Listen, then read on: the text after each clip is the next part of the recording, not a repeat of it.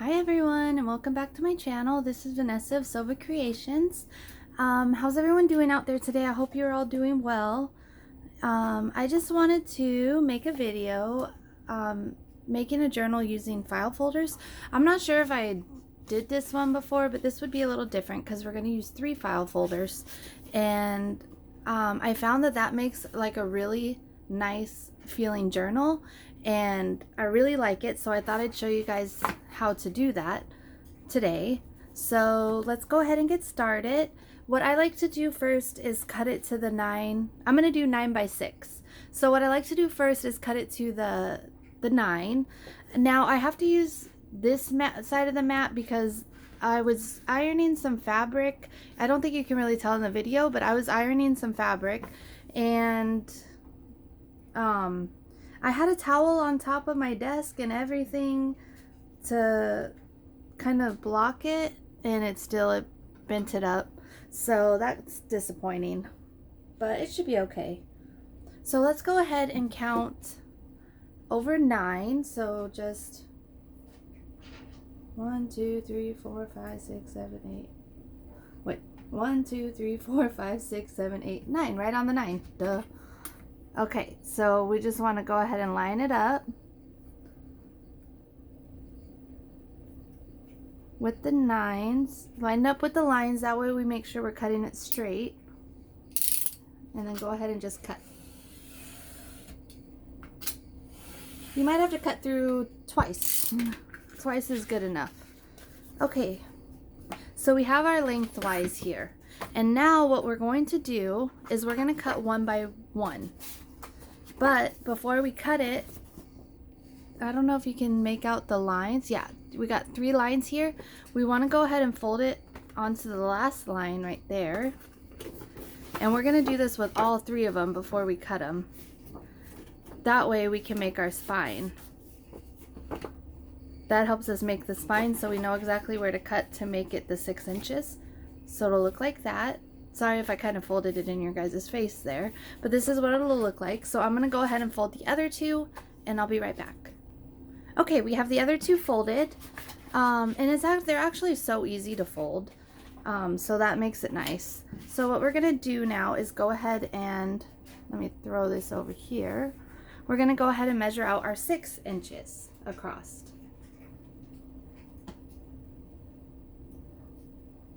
Okay, I'm making sure that it's lined up perfectly, and then we'll go 1, 2, 3, 4, 5, 6. So it'll be on the 12, which maybe I should have known this, but it's okay. We're counting it out. So again, we want to line it up with the lines here, and then cut. There we go. And here we have it. You can see our book shape here, our journal shape. So I'm going to go ahead and cut the other 2, and I'll be right back. Alright, so we have all 3 cut, and what we're going to do is just open them back up like so. That way we can put them all in here. We're just going to kind of see how they fit together here. So we just kind of line up these spines like that. Okay, I'm not sure how I ended up getting one longer than the other. I must have cut on the 11 instead of the 12. Okay, so let's go ahead and line this up here with the 7, and we might just trim off a little extra also because it looks like there's a little bit of overhang. This is the first time this has happened. It's always when you're recording a tutorial that things go wrong for you. Okay, we got those pieces away. There we go, that's a lot better. Now it's lined up. Okay, so let me get my Fabrifix, and then we'll go ahead and glue these all together. Well, I paused recording just in time. My dryer went off and the sound just goes forever and ever. So, okay, so first things first, we're going to take the bottom one. And we're not going to put too much glue because we are going to sew around. But if you're not going to sew around, you want to make sure you got it glued really well. So I'm just going to go through like this. I don't really put too much on the edges because that's where we're going to be sewing. And then what I like to do is just take the next one that was right underneath it. That way we know we have it lined up. And here what we're gonna do is, of course, line up the spine first thing and push it together to kind of make sure you got it there. I don't know why my phone does that, but sometimes my phone like tries to focus while I'm doing something, so it kind of gets shaky. And then I just like to take my ruler and rub it down this way. That way you know that it's kind of adhering, you know, like really holding on. And now we're gonna do the other one. So I'll be right back after I glue this one on. Okay, it's all glued together, and what I like to do is give myself a little bit of a, I don't remember if I do this before or after I put the fabric on, but I like to make it rounded. So I just kind of squish it up like that.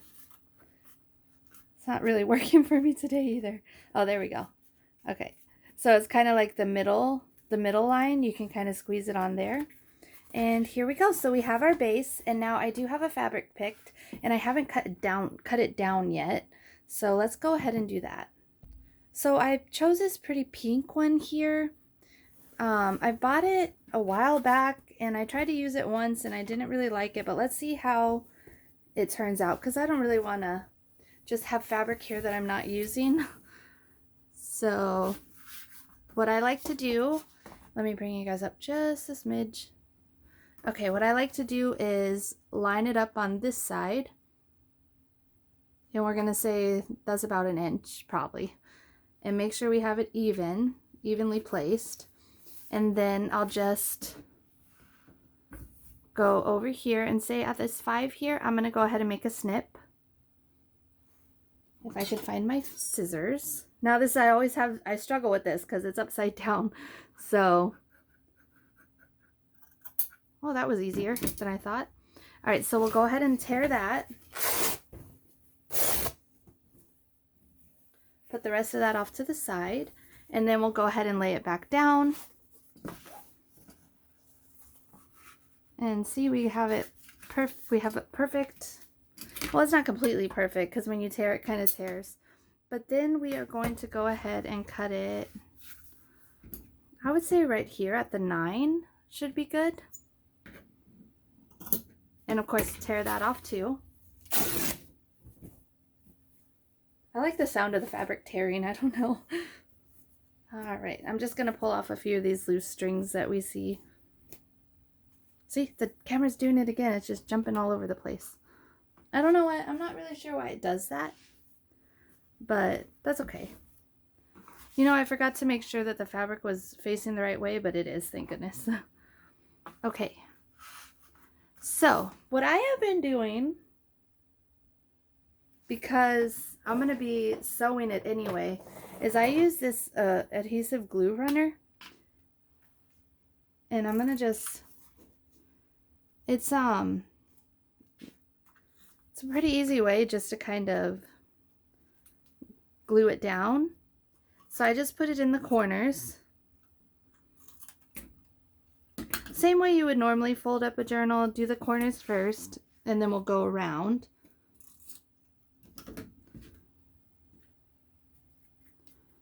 Okay. Now we'll just do our sides.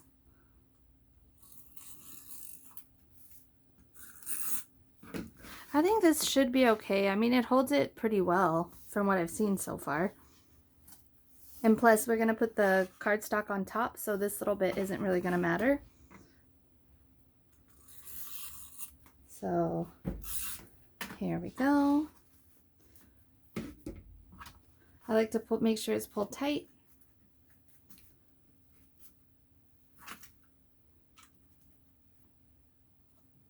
Okay, I'm going to do around the top and the bottom, and I'll be right back.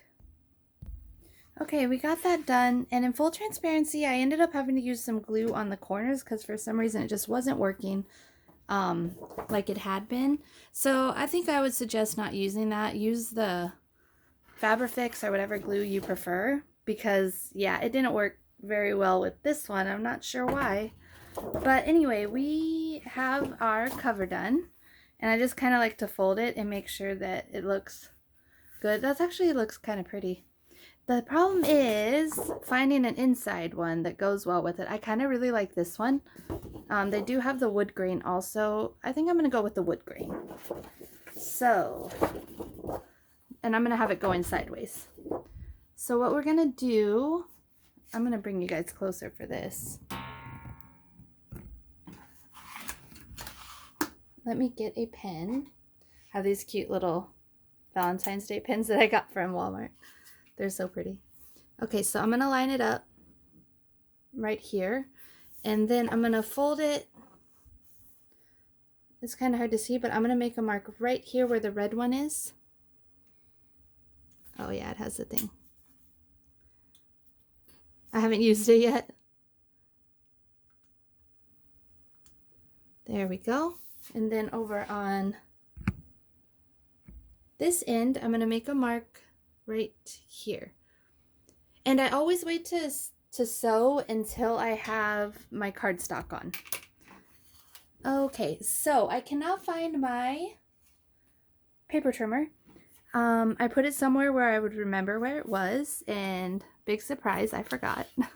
So we're going to, I've actually been forgetting a lot of things lately. I'm not really sure why. I've been forgetting where I put everything. Okay, so I'm going to line that line up with number 11. Make sure we have it all straight. Okay, and then of course I'm going to line my ruler up with 11. Oh no. There we go. And the line, because that'll work. Okay. Get my knife and go ahead and cut it. And then we're going to go ahead and cut it this way. This is a little easier because the paper is shorter. So I can line it up with the 11, and then I just make sure I line it up with the line here. The line that goes with the 11. You know, it's probably best I messed up my mat because I really need a new one. It's really stained up from all the inking and everything. Okay. No. Oh, good. We have enough. I didn't think this through because of this part. I should have done it differently, but we have enough. We're good. Okay. So what I'm going to do is line it up. Tappa, tappa.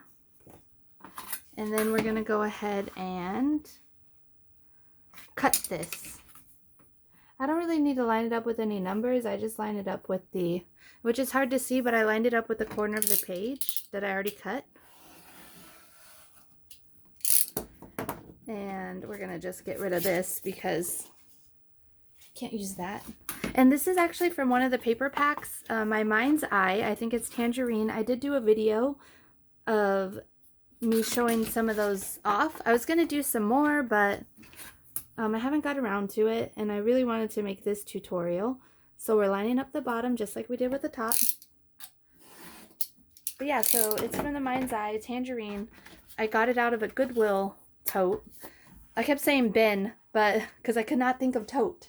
So I got it out of a Goodwill tote, and it's pretty nice. I have like so much now. All right, there we go. And there we go. It lines up pretty much perfect. And I forgot I need to put a piece of fabric in the center. So let me go ahead and do that now. Okay, so to do the fabric, I just kind of match it up, not all the way to the top. Let's see if I can zoom. Not all the way to the top, if you can see that. And then I just go ahead and, well, actually we're just trimming the sides right now. I like to trim the side first, and then I'll do the length. Okay, so again, we're gonna just get it kind of even at the top, like so. Okay, and then down at the bottom, I try to line it up like about right here, and then I'll go ahead and trim it because we're trying just to get enough to kind of support the spine, and you don't want it to go over because then it'll look a little silly on the front side of your journal. So this should be good. Let's check it. Maybe a little long. Nope, that's perfect. Okay, now on this, I'm going to use the Fabrifix. Kind of learned my lesson with this fabric and using the other things. But what I do is I put a little dab of Fabrifix here and on this side. That way I kind of know the width that I need. And again, I'm going to be sewing this, so I don't need too much glue. Even though it looks like I'm using a lot, it's not too much. And plus on this part, you want to use the Fabrifix or whatever glue you have that you can kind of still maneuver it a little bit, because you got to kind of flatten it and move it. And then what I do is I fold this like this to make sure we can get because you know, sometimes the fabric will clump up like this, and we want to make sure we get it pushed down. It's kind of like an air bubble, essentially, is how I see it. Okay. And it's good here. Let's move the bottom down a little more. Okay, I think that's perfect. Now we are going to attach our sides. And for this, I am going to use this because I think it works on all of the cardstock, and just the fabric was giving me trouble. So what I do is go on one side, go around the corners. Sometimes I get it on my mat because it's hard to go straight. There we go. And the other side, and then I make like an X in the center, and then a plus sign. Now let's bring this back over. Now this is where you want to make sure you line it up perfectly the first try, because it does stick. So there we go. Push it down, and that'll stay there until we're ready to sew. All right, let's do the other side and I'll be right back. Okay, we got that all done, and now I'm going to go ahead and sew around. Now I'm going to probably do this off camera, but what I do is I use a zigzag stitch and I do it towards the corner. That way it kind of holds it on, because it'll hold the fabric and the paper. So I'm going to do that and I'll be right back. Alright guys, so we have that all done. We have it all. For some reason, I think because normally I use a permanent glue runner, and this one was not a permanent glue runner.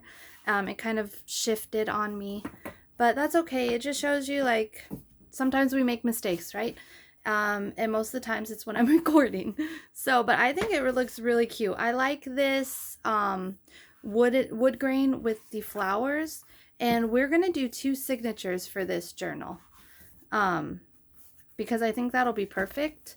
And I have made others, and I do put 2 signatures in each one. And what I do a little differently, which I'll show you when it's time, is I actually sew them into the same holes, the 3 holes that I make, because otherwise it looks a little goofy on the back because it's like single here.